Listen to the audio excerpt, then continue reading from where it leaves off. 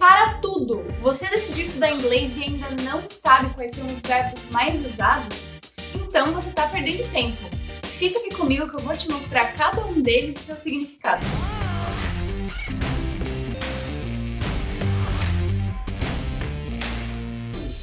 Uma matéria da BBC conta que uma pessoa fluente consegue lidar com mais de 200 mil palavras diariamente. Parece um montão, né? Eu sei. Mas para você ter uma comunicação básica, 500 palavras já é o suficiente. E é esse start que você precisa rumo à fluência. E é por isso que eu separei os 10 verbos mais utilizados para te ajudar nessa sua caminhada na língua inglesa. Let's get started! O primeiro verbo que a gente vai falar hoje é o know. To know, que significa saber ou conhecer, ter conhecimento de alguma coisa. O primeiro exemplo, tirado diretamente de Friends, quando a Mônica fala I know. I want to be a waxing girl. I know. You're naked in this picture. I know. Ela quer dizer que ela sabe, então simples assim. O segundo, quando você quer dizer que você conhece alguma pessoa, por exemplo. Então, oh, I know him, he's my cousin's friend. I know him, he's my cousin's friend. Eu conheço ele é amigo do meu primo, eu conheço ele. Você pode usar também para saber se alguma pessoa conhece onde comprar algo, fazer algo, e assim vai. Então, por exemplo, do you know where I can find school supplies around here? Do you know where I can find or buy school supplies around here? Você conhece, você sabe onde eu posso comprar material escolar por aqui? Você conhece? Você sabe onde tem? Mais ou menos assim. O próximo uso é basicamente quando você quer saber se alguém conhece aquele lugar. Oh, do you know the Mexican restaurant downtown? It's superb. Do you know the Mexican restaurant downtown? It's superb. Você conhece aquele restaurante mexicano no centro da cidade? É maravilhoso. Então você conhece, você já foi lá, basicamente isso. E o último exemplo do verbo know é quando você tem conhecimento de algo, quando você tá meio que simpatizando com o que a pessoa sente. Então, por exemplo, oh, I know, that must be so bad. Ou, oh, I know, I'm so sorry. Eu entendo, eu sei, desculpa. Basicamente assim. O próximo verbo que a gente vai falar hoje é o get. Ele é o pesadelo de muitos estudantes de língua inglesa, porque ele pode ser usado em várias situações com significados um pouco diferentes. Então, o primeiro deles que a gente vai ver é usando o get para falar que a gente recebeu, que a gente ganhou alguma coisa. Então, por exemplo, eu quero falar que eu ganhei um colar, ou esse colar, no meu aniversário ano passado. I got this necklace for my birthday last year. I got this necklace for my birthday last year. Eu ganhei esse colar no meu aniversário ano passado. O próximo uso é quando a gente quer que alguém pegue alguma coisa pra gente. Então, vamos imaginar que eu quero que alguém pegue aquele celular pra mim porque eu não alcanço. Oh, can you get that cell phone for me, please? I can't reach it. Can you get that for me, please? I can't reach it. Você pode pegar aquilo pra mim, por favor? Eu não alcanço. Então, é bem interessante quando você quer que alguém te ajude, pegue alguma coisa pra você. Agora, o próximo uso, ele é um pouco diferente, não é tão comum quanto esses outros, é quando você quer falar que alguma coisa teve um efeito em você. Geralmente, você fica mais emotivo, irritado, causa alguma sensação diferente em você. Então, vamos imaginar que você assistiu o último episódio de uma série e foi bem pesado. Então, você fala, oh, that episode really got me. Oh, that episode really got me. Esse episódio me deu um negócio, basicamente. Então, tipo, nossa, esse episódio me fez pensar, esse episódio teve um efeito em mim. O próximo significado desse get que a gente vai ver é quando você quer saber se a pessoa entendeu, ou quando você quer falar que você entendeu. Então, por exemplo, did you get it? I have no idea what she's talking about. Did you get it? I have no idea what she's talking about. Você entendeu alguma coisa? Eu não tenho ideia, eu não tenho a mínima ideia do que ela tá falando. Você entendeu? Não tenho a mínima ideia do que ela tá falando. Então, did you get it? Você entendeu? Ou, oh, I got it. Oh, I got it. Entendi. Ou, I get it. Eu entendo. I get it. Interessante, né? O próximo verbo que a gente vai ver nesse vídeo é go. To go, que significa ir. A gente usa isso o tempo inteiro em português e também em outras línguas naturalmente. Então, quando a gente quer falar, por exemplo, eu vou à igreja todos os domingos. I go to church every Sunday. Eu vou à igreja todo domingo. É isso. E a gente pode usar ele no passado, no futuro, presente contínuo. Então, é a mesma ideia. She went to China last year. She went to China last year. Ela foi à China ano passado. Ou they're going to school right now. They're going to school right now. Eles estão indo para a escola agora. O próximo verbo que a gente vai ver é o take. O take, assim como o get, ele tem vários sentidos, dependendo de quando ele for usado. Então, ele, a priori, significa mover alguma coisa desse lugar de origem para outro. Então, se uma pessoa vira para você e fala, "Can you take this to Joanna for me, please? I'm a little bit busy right now. Can you take this to Joanna, please? I'm a little bit busy right now." Você pode levar isso para Joana, por favor, eu tô um pouco ocupada agora. Você pode pegar desse lugar que tá de origem e levar para outro. Então, é mais ou menos essa a ideia. O outro sentido que a gente vai ver de take é quando alguém pega algo de você, quase como steal, roubar. Então, alguém vira pra você e fala, "I can't believe he took that ring from you. I can't believe he took that ring from you." Eu não acredito que ele pegou aquele anel de você. Pegou pra ele, pegou sem pedir. Então, essa é a ideia do take. O último uso de take que a gente vai ver hoje é quando você tá querendo falar de duração, de tempo. Então, "Oh, it's okay, it only took me a couple of minutes to get here." "Oh, it's okay, it only took me a couple of minutes to get here." Ai, tá tudo bem, eu só levei 2 minutos pra chegar aqui. Só demorou, só levei 2 minutos pra chegar aqui. Então a gente tá querendo enfatizar que a duração não foi muito longa. It took me, mas dependendo do tempo. "Oh, it took me 5 hours to get here." Levou 5 horas pra chegar aqui. Então, dependendo do referencial, a gente muda a intenção do take quando a gente tá falando de duração, de tempo. Então, o próximo verbo é o say, que a gente vai usar com um sentido de dizer. Então, "I'm sorry, can you say that again, please? I'm sorry, what did you say?" Você pode falar isso de novo, por favor? O que você disse? O que você disse? What did you say? Então, disse. O que você falou? O que você disse? Em português, a gente acaba usando dizer e falar sem nenhuma diferença de sentido. Em inglês também a gente pode usar say, tell.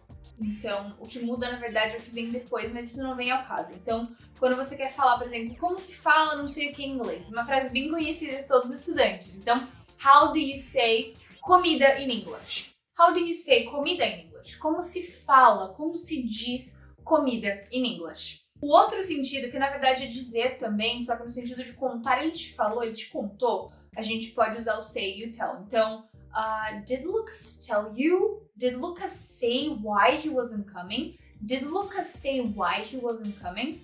Esse say poderia ser substituído por tell. So, ele te disse por que ele não vinha? Did Lucas say why he wasn't coming? Ele falou pra você por que ele não vinha? Então, são esses os sentidos de usar dizer, say, em contextos diferentes. Então, o próximo verbo é o think, que significa pensar, achar ou ter uma opinião sobre alguma coisa. Então, quando você quer perguntar a opinião de alguma pessoa, você fala, "Oh, what did you think of that movie? What did you think of that movie?" O que você achou daquele filme? Eu quero saber a sua opinião, então eu tô te perguntando o que você achou dele. É esse sentido, essa é a ideia. E quando você quer falar que você acha que algo é algo, que algo é alguma coisa, então você fala, I'm not sure, but I think I've seen you here before. I'm not sure, but I think I've seen you here before. Não tenho certeza, mas acho que eu já te vi aqui antes, hein? Eu acho, é aquele negócio de achismo mesmo, igual a gente fala em português. E por último, eu think, quando é uma coisa que está relacionada a pensamento mesmo. Então, I think about it all the time, it's driving me nuts. I think about it all the time, it's driving me nuts. Eu penso nisso o tempo inteiro, tá me deixando louca. Então, esses são os jeitos de você usar o think. Os próximos verbos são do e make.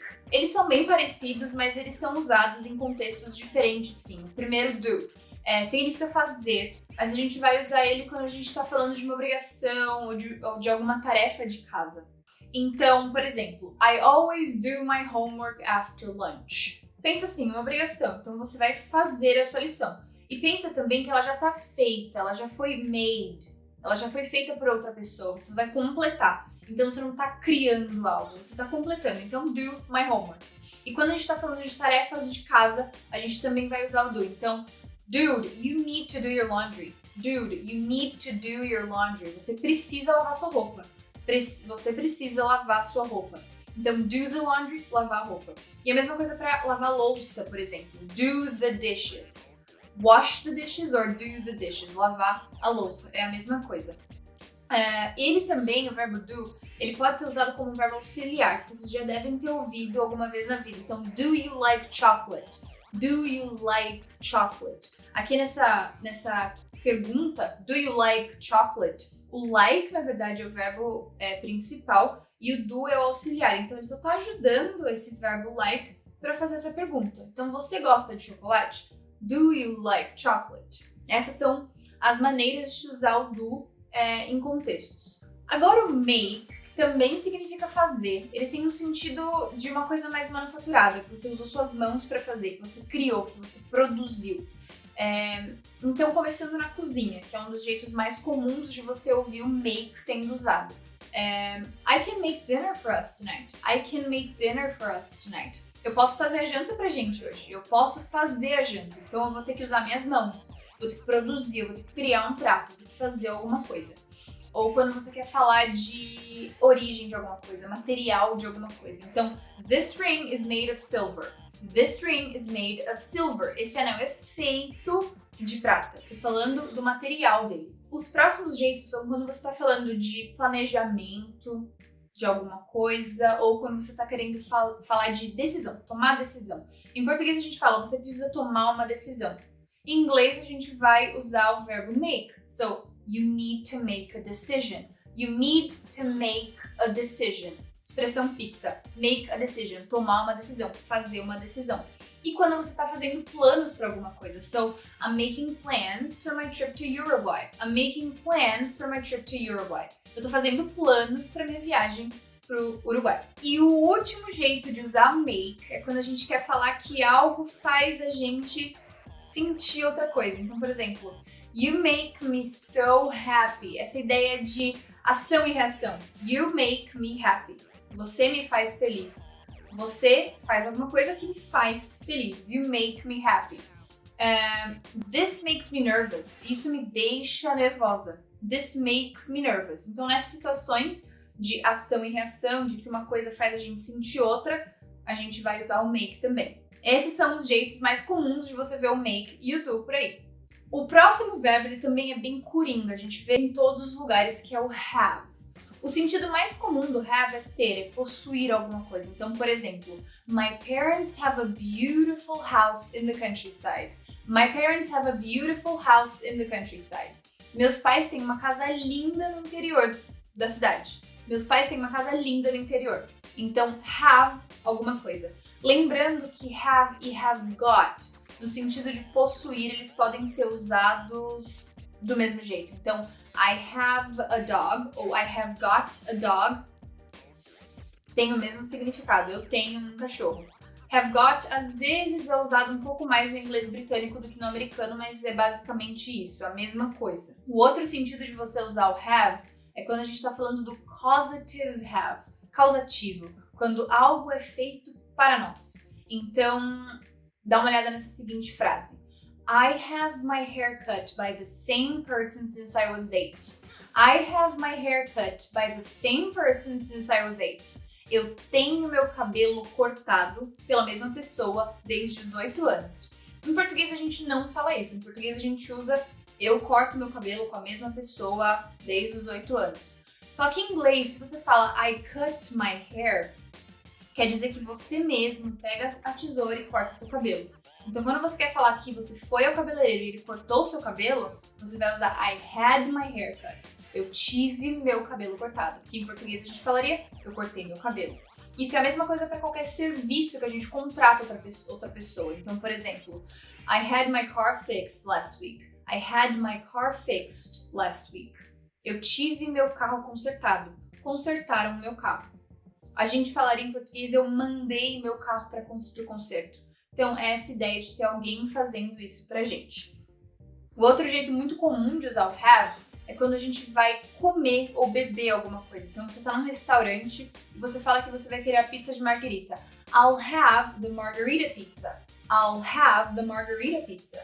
Eu vou ter, no sentido de, eu vou querer a pizza de margarita. Então, é muito comum. E também em perguntas a gente pode ver, can I have some coffee, please? Can I have some coffee, please? No sentido de, Posso beber café? Você pode me trazer um café, por favor? Eu vou querer um café. Beber um café. Os outros sentidos, eles têm a ver com aceitar, permitir, alguma coisa mais diferente. A gente poderia até substituir por outros verbos, mas a gente acaba usando have. Então, por exemplo, I love having guests in my house. I love having guests in my house. Eu adoro receber pessoas na minha casa. Eu adoro ter pessoas na minha casa. Então, é nesse sentido de você ter outras pessoas vindo na sua casa, receber pessoas. E o outro é quando tem alguma coisa a ver com permitir, de não permitir. Então, my mom won't have your kids ruining her garden. My mom won't have your kids ruining her garden. Minha mãe não vai aceitar os seus filhos estragando o jardim dela, tá? Não vai aceitar. Won't have. Não vai aceitar seus filhos estragando o jardim dela.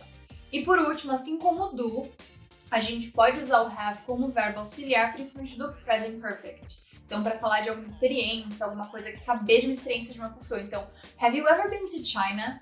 Have you ever been to China? O been seria esse verbo principal de você já foi, você já esteve na China.